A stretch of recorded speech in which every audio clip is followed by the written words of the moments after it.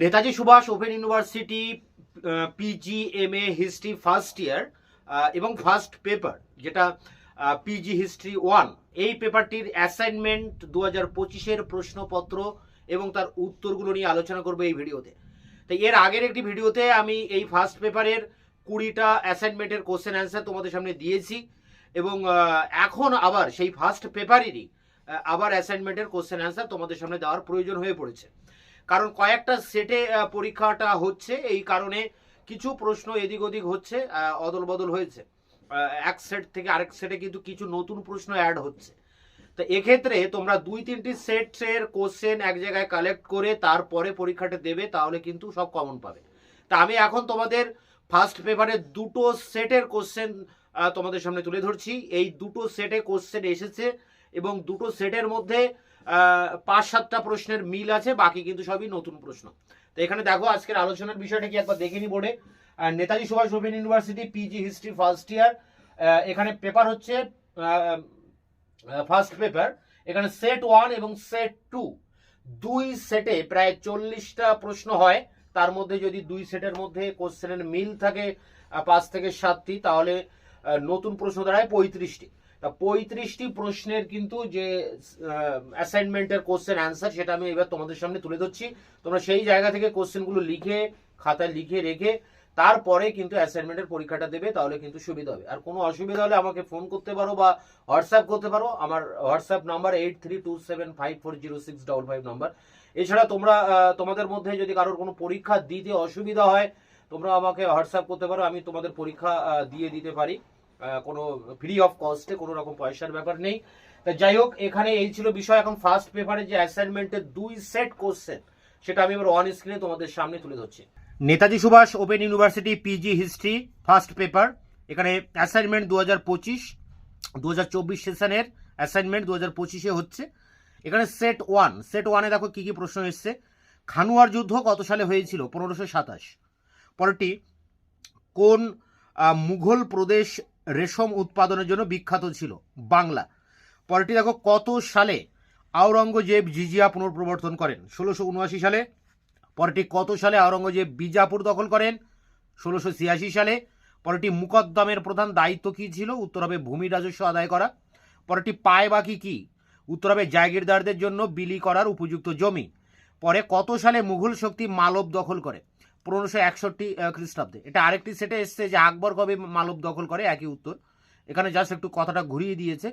খুদকস্ত কারা ছিলেন? উত্তর হবে সেই কৃষক যার নিজস্ব জমি আছে। এর পরের প্রশ্ন, annals and antiquities of Rajasthan এর লেখক কে ছিলেন? উত্তর হবে জেমস টড।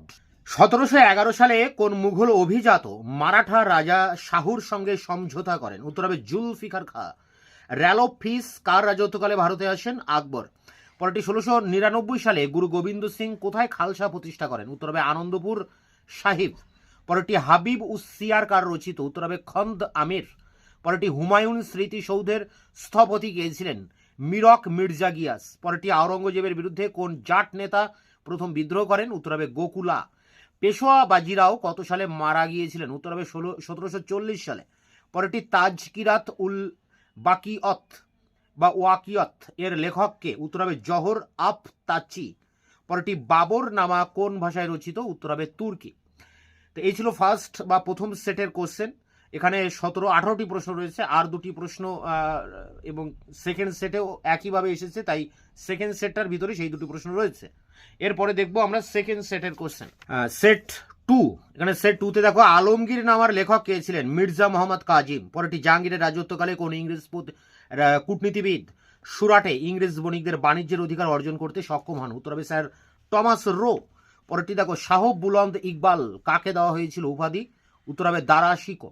পরেরটি, মুঘল যুগে নগরের আইন শৃঙ্খলা রক্ষার দায়িত্ব কার ছিল? উত্তর হবে কোতোয়াল। যেমন প্রথম সেটে এসছে মুকদ্দমের কাজ কি, এখানে কোতোয়ালের কাজ কি এসেছে। পরেরটি, উইলিয়াম হকিন্স কত সালে ভারতে আসেন? 1608। প্রথম সেটে এসেছে যে র্যালফ ফিস কার আমলে আসেন। পরেরটি, agrarian system of Mughal India গ্রন্থটি কার লেখা? উত্তর হবে ইরফান হাবিব। পরেরটি, ইলাহি ই গজ কে প্রবর্তন করেন? উত্তর হবে টোডর মল। পরেরটি, কোন মারাঠা নেতা আওরঙ্গজেবের বিদ্রোহী পুত্র আকবরকে তার দরবারে আশ্রয় দিয়েছিলেন? উত্তর হবে শম্ভুজি বা সম্ভাজি।